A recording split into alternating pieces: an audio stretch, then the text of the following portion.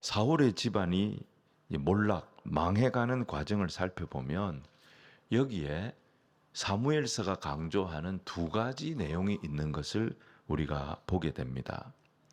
그 첫 번째가 뭐냐면 사울이 죽고 이스보셋이 죽고 사울의 가문이 완전히 이제 무너지는 과정에 다윗이 직접적으로 개입한 게 아무것도 없다는 거예요. 사울이 무너지면서 다윗의 집안이 세워지지 않습니까? 근데 여기에 실제로 다윗이 개입한 것이 없다는 것입니다. 살펴보면 전쟁이 일어났고요. 또 사울 집안 내부에서 자중질환이 일어납니다. 그래서 자멸한 거예요. 두 번째로 이 치열한 이 갈등 관계 속에서 다윗은 계속 하나님의 때를 기다렸고 하나님께 물었고 하나님을 의지했습니다. 근데 사울은 정반대요. 계속 사람을 찾아다니고 사람을 붙잡으려고 하고 사람을 의지하려고 했어요. 여러분, 사람을 모으면 그게 잘 되는 것처럼 보입니다. 하지만 사람을 아무리 많이 모아도 사람들의 이해를 아무리 얻어도 하나님의 은혜가 없으면 바람에 나는 겨와 같이 됩니다. 잘 되는 것 같은데 한순간에 무너져 버립니다. 이게 사무엘하 4장 말씀의 핵심 메시지입니다. 오늘 두 가지를 볼 텐데 첫 번째는 하나님 나라는 오직 하나님 은혜로 세워지는 나라라는 것입니다. 다윗은 대략 16세, 17세에 머리에 기름 부음을 처음으로 받습니다. 이 어린 나이에 사무엘이 자기 집으로 와서 머리에 이제 기름을 붓지요. 그 후로 다윗은 승승장구를 경험하지만 사울의 시기를 받습니다. 또 사울의 미움을 받아서 거의 한 10년 이상을 죽을 고생을 하고 계속 도망다니는 그런 인생을 살았습니다. 사울은 생전에 틈만 나면 다윗을 죽이려고 그랬습니다. 근데 그래도 다윗은 한 번도 사울에게 보복한 적이 없어요. 사울을 원망한 적이 없어요. 사무엘상 26장 9절 10절 우리 같이 한번 읽겠습니다. 시작. 다윗이 아비새에게 이르되 죽이지 마라. 누구든지 손을 들어 여호와의 기름 부음 받은 자를 치면 죄가 없겠느냐 하고 다윗이 또 이르되 여호와께서 살아계심을 두고 맹세하노니 여호와께서 그를 치시리니 혹은 죽을 날이 이르거나 또는 전장에 나가서 망하리라. 사울은 다윗을 그렇게 죽이려고 했는데 다윗은 끝까지 사울을 해치자 손도 대지 않았습니다. 그리고 무슨 말을 합니까? 죽을 날이 오겠지. 내가 안 죽여도 죽을 날이 오겠지. 아니면 전쟁터에 나가서 죽겠지. 진짜 사무엘상 31장 4절에 블레셋과 전쟁이 벌어집니다. 그 전쟁터에서 사울이 죽은 거예요. 아무도 이렇게 사울이 죽을 거라고 생각 못했는데 이런 일이 딱 벌어진 거예요. 사무엘서가 오늘 우리에게 말씀해주는 강조하는 내용이 뭡니까? 하나님께서 우리에게 보여주시려고 하는 핵심 내용이 뭐겠습니까? 이렇게 해서 다윗의 나라가 세워지는데 다윗의 나라는 다윗이 싸워서 만든 나라가 아니라는 거예요. 다윗이 자기 원수들에게 보복하고 그렇게 해가지고 다윗의 공로로 세워진 나라가 아니라는 것입니다. 다윗은 한 것이 없는데 다윗을 따라다닌 게 뭐냐? 하나님의 은혜가 다윗을 따라다닌 거예요. 하나님의 은혜가 다윗을 따라다녀서 다윗이 왕이 됐다 이 말이에요. 오늘 그 말씀하고 있는 거예요. 하나님의 나라는 어떤 나라냐? 인간의 공로, 인간의 지분으로 세워지는 나라가 아니라는 것입니다. 남녀노소 누구든지 상관없습니다. 나를 창조하시고 나를 구원하신 그 하나님을 믿고 그 하나님의 베푸신 은혜로만 들어갈 수 있는 나라가 하나님의 나라라는 것입니다. 여러분, 우리에게 그 은혜가 있습니다. 우리가 그 은혜로 구원을 받았습니다. 그 은혜로 지금 구원을 누리고 있습니다.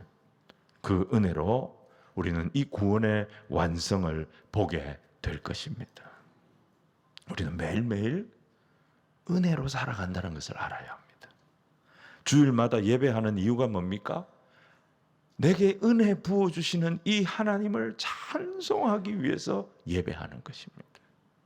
그 은혜에 감사하고 그 은혜를 기뻐하고 그 은혜 때문에 내 심령이 마르지 아니하고 그 은혜가 날마다 내게 충만하기를 간구하고 기도하면서 사는 사람이 바로 우리 성도들인 것입니다. 여러분, 이 은혜의 결정체가 예수 십자가, 예수 복음입니다. 하늘을 찢으시고 예수님이 오셔서 하나님의 은혜인 성령을 부어 주셨던 것입니다. 그래서 우리가 그 능력으로 오늘도 사는 백성이 된 것입니다. 이것이 우리가 믿는 복음입니다. 은혜가 있으면 우리의 영혼에 실력이 생깁니다. 모든 상황 속에서도 주를 찬송할 수 있는 믿음이 생깁니다. 그 무엇도 두렵지가 않습니다. 모든 것이 합력하여 선을 이룬다는 믿음이 우리 안에 있기 때문입니다. 그래서 우리 성도들의 삶에는, 우리 교회에는 뭐가 필요하냐? 이 복음의 능력, 십자가의 능력, 하늘을 가르시고 이 땅에 오셔서 은혜를 끌고 와서 성령으로 우리를 채우시는 그 예수님이 나와 함께 하신다. 이 복음의 권세가 오늘도 저와 여러분에게 필요한 줄로 믿습니다. 우리가 살 길은 복음으로 사는 거예요. 우리가 살 길은 예수 능력으로 사는 거예요. 하나님의 은혜로 사는 거예요. 여러분, 하나님 오늘도 우리에게 부어주시는 이 은혜, 예수 그리스도와 함께 믿음으로 승리하는 삶을 사는 주의 백성들이 다 되시기를 주님 이름으로 축원을 드립니다. 오늘 두 번째는요, 하나님 나라는 하나님 보시기에 좋은 나라예요. 여러분, 하나님 보시기에 좋은 나라가 어떤 나라냐? 하늘을 여시고 하나님은 예수님을 우리에게 보내주셨어요. 예수님은 하늘에 있는 은혜를 끌고 이 땅에 오신 거예요. 그래서 우리가 그 은혜로 삽니다. 이 출처가 하나님이에요. 그래서 우리는 늘 하나님을 의지하며 하나님께 묻고 하나님의 뜻을 분별하며 사는 거예요. 그렇게 사는 성도, 그렇게 사는 공동체를 하나님이 보시기에 좋은 성도라, 하나님 보시기에 좋은 공동체라 말씀하시는 것입니다. 여러분, 사무엘하 4장 10절에 보면 다윗이 이스보셋의 머리를 잘라서 다윗에게 가져온 그 레갑이라고 하는 장수가 있었죠. 그 동생 바나라고 하는 장수가 있었어요. 자, 이 사람들에게 다윗이 이런 말을 합니다. 예전에 사울이 죽었을 때 비슷한 행동을 한 사람이 있었다. 아말렉 출신의 한 병사가 사울이 죽었다면서 그 사울의 왕관과 팔찌를 들고 찾아와서 자기가 사울을 죽였다고 자랑스럽게 나한테 말한 적이 있었다. 근데 그때 요 성경이 뭐라고 했냐? 그가 좋은 소식을 전하는 줄로 생각하였어도. 여러분, 요 문장을요, 히브리어 원문 그대로 직역을 하면 이렇게 됩니다.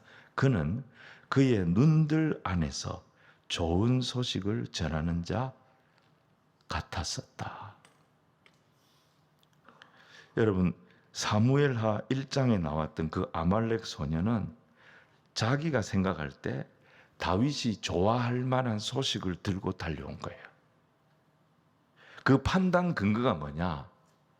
그의 눈들 안에서예요. 눈이 두 개니까 그의 눈들 안에서예요. 자기 판단에, 자기 시야에서 내가 이걸 가지고 가면 다윗이 좋아할 거야, 이 판단을 하고 쫓아온 거예요. 그가 좋은 소식이라고 생각했던 것은 하나님 보시기에 좋은 게 아니었어요.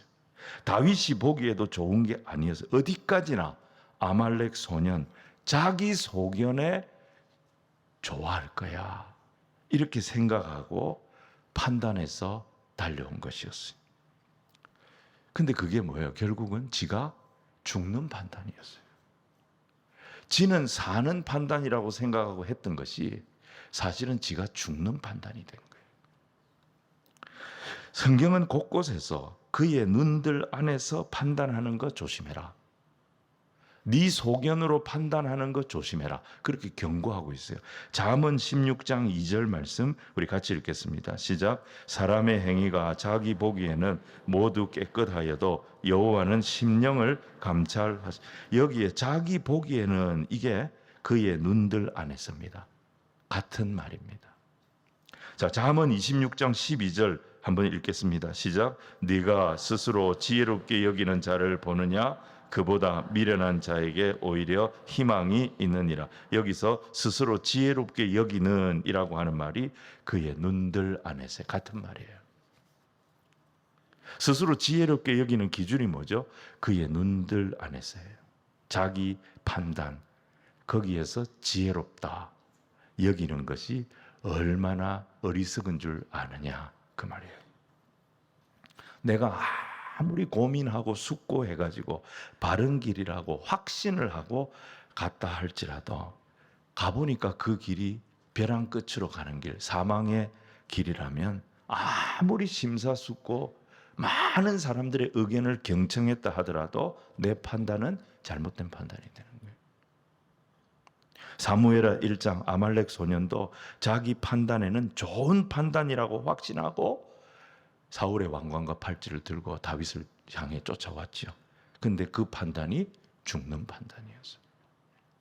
오늘 본문에 이스보셋을 암살한 두 군 지휘관, 이 사람들을 어디 사람이라고 소개합니까?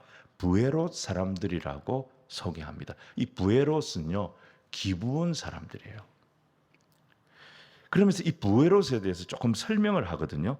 4장 2절 3절 말씀을 우리 같이 한번 읽겠습니다. 시작. 사울의 아들 이스보셋에게 군 지휘관 두 사람이 있으니 한 사람의 이름은 바하나요 한 사람의 이름은 레갑이라. 베냐민 족속 부에롯 사람 림몬의 아들이더라. 부에롯도 베냐민 지파에 속하였으니 일찍이 부에롯 사람들이 깃다임으로 도망하여 오늘까지 거기에 우거함이더라. 이 사람들, 부에롯 사람들은 현재 소속은 베냐민 지파에 속한 사람들이었어요. 근데 이 부에롯 사람들의 기원은 좀 독특합니다. 원래는 이스라엘 백성이 아니에요. 기브온 땅에 살고 있던 아모리 족속의 남은 자들입니다. 근데 이 사람들이 무슨 이유였는지 모르지만 깃다임으로 도망을 하면서 베냐민 지파에 흡수가 된 거예요.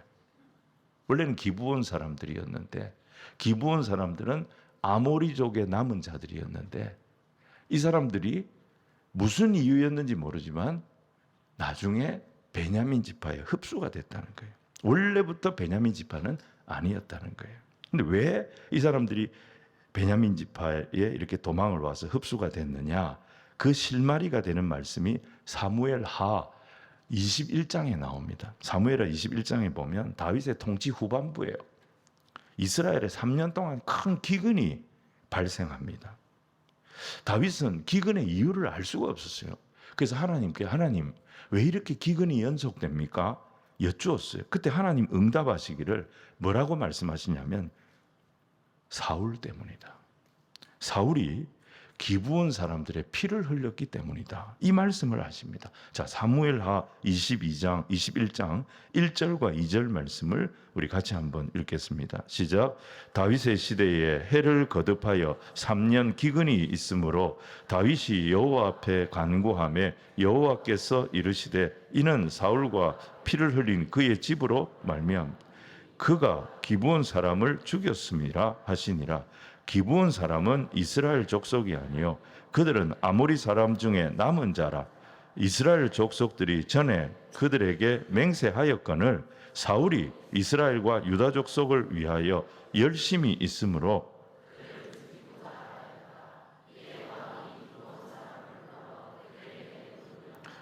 여러분 여호수아서를 보면 기브온 사람들은 여호수아를 속이고 화친 조약을 맺죠.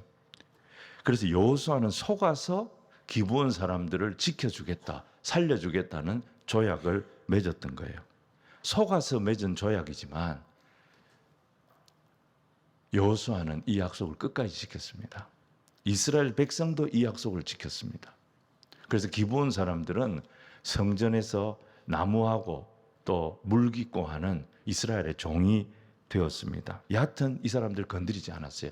여호수아가 하나님 앞에서 약속했기 때문에. 그런데 사울은 이 약속을 무시해버린 거예요. 하나님 앞에서 맺었던 약속을 무시해버린 거예요. 그리고 이 기브온 족속을 공격해가지고 학살합니다. 이 일 때문에 기브온 족속, 특히 이 부에롯 사람들은 사울 집안과 원수가 된 거예요. 사울의 아들 이스보셋이 아브넬하고 갈라서면서 이 이스보셋의 힘이 이제 다 빠져버린 거죠. 아브넬이 있어야 이스보셋이 힘을 쓰는데 아브넬이 없는 이스보셋은 종의 호랑이죠. 딱 요게 되니까 이스보셋을 누가 죽였느냐? 이 부에롯 출신의 두 장수가 몰래 들어가서 사울 집안에 대한 복수를 이스보셋에게 해버린 거예요. 사울이 왜 기브온 족속을 학살했느냐? 사무엘하 21장에 잠깐 소개가 나오는 게 뭐냐면 그는 이스라엘과 유다 족속만 생각한 거예요. 이스라엘과 유다 족속을 위하여 열심히 있음으로 그들을 죽였다 그랬습니다. 이 열심은 어떤 열심이었겠어요? 자기 민족만 생각하는 열심이었어요. 이스라엘 백성과 유다 백성만 내 민족이다. 이스라엘 백성과 유다 백성만 우리와 피를 나눈 민족이다. 그러니까 여러분, 사울은요, 민족주의자였어요. 사울은 순혈주의자였어요. 그래서 자기들의 영내에 있는 이민족들을 학살한 거예요. 그렇게 하면 사울은 무슨 생각한 거예요? 이스라엘의 마음, 유다의 마음을 얻을 수 있다고 생각한 거예요. 이스라엘과 유다의 마음을 얻으면 자기의 왕권은 더 견고해질 거라고 자기가 판단을 한 거예요. 이게 뭡니까? 자신의 눈들 안에서 판단한 거예요. 사울이 그의 눈들 안에서 판단한 거예요. 결국 그의 판단은 어떤 판단이 됩니까? 사는 판단이 아니라, 자기 집안을 이렇게 세우는 판단이 아니라 자기 집안을 망하게 만드는 사망의 판단이 되었던 것입니다. 반면에 성경 보시면 이런 사람의 눈, 세상의 눈, 그런 눈이 아니라 하나님의 눈들 안에서 살았던 사람들이 나옵니다. 창세기 1장 7절을 보시면 여호와께서 노아에게 이르시되 너와 내 온 집은 방주로 들어가라. 이 세대에서 네가 내 앞에 의로움을 내가 보았음이라. 하나님의 눈들 안에서 노아는 살았기 때문에 심판을 피할 수 있었고 구원의 통로가 될 수 있었던 것입니다. 욥도 마찬가지예요. 욥기 1장 8절에 보면 여호와께서 사탄에게 이르시되 네가 내 종 욥을 주의하여 보았느냐? 그와 같이 온전하고 정직하여 하나님을 경외하며 악에서 떠난 자는 세상에 없느니라. 욥도 하나님의 눈들 안에서 살았기 때문에 그 엄청난 고난을 겪었으면서도 그 고난을 다 이기고 승리해내는 그런 인물이 되었던 것입니다. 사도행전 13장 22절에 하나님 다윗을 향해서 이렇게 말씀하십니다. 내가 이새의 아들 다윗을 만나니 내 마음에 맞는 사람이라. 다윗을 만났다. 다윗을 보았다는 거예요. 하나님의 눈으로 다윗을 딱 보니까 그는 내 마음에 맞는 사람이라. 내 뜻을 다 이루리라 하시더니. 다윗도 하나님의 눈들 안에서 하나님 의지하고 하나님의 뜻을 찾아 섬기려 했기 때문에 그는 하나님의 마음에 합한 자가 되었고 그를 통하여 하나님의 뜻이 이루어지도록 인도해 주셨던 것입니다. 여러분, 우리가 무슨 일을 할 때 세상의 판단, 세상의 인기 그런 거 의지하지 마세요. 우리는 특별히, 우리 민족은 특별히 유교 문화권에서 자라가지고 체면 굉장히 중요하게 생각합니다. 사람들이 나를 뭐라고 볼까? 굉장히 중요하게 생각합니다.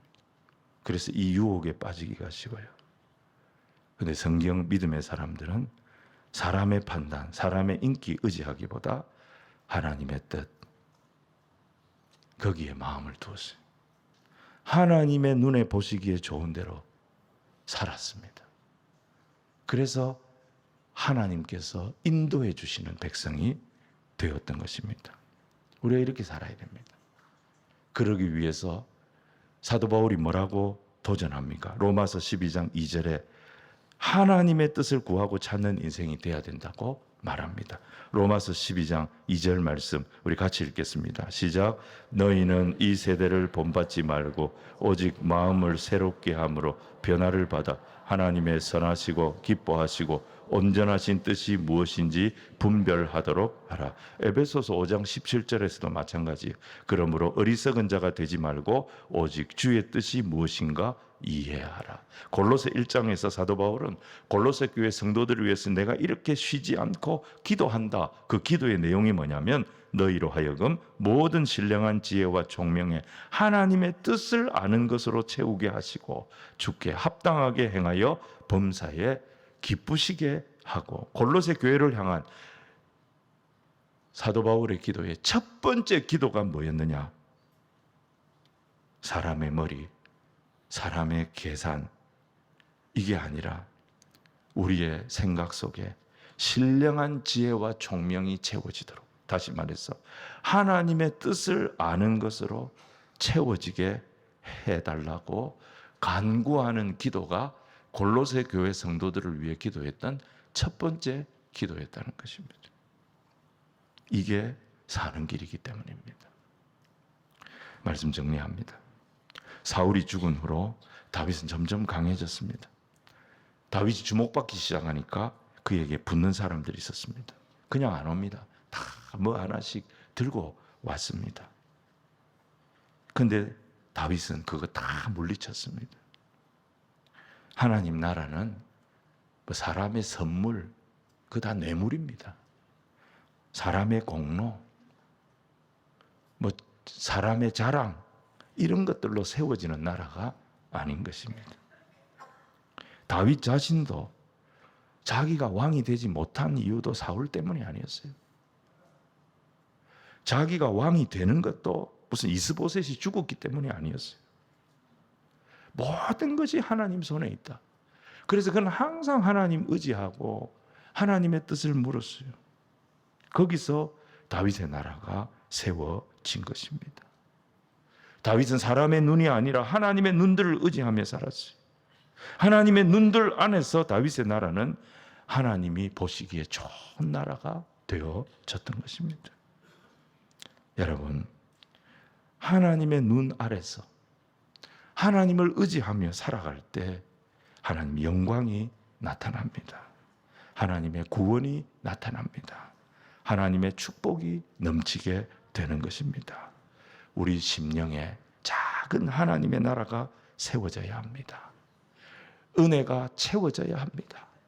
늘 하나님 의지하고 하나님의 뜻에 부복합니다. 그러면 하나님 우리의 길을 인도하실 겁니다. 울산 교회를 인도하실 거고 우리 성도들의 가정과 삶을 인도하여 주실 겁니다. 이런 거룩한 주의 백성으로 세워지는 우리 모두가 되기를 주님 이름으로 축원을 드립니다.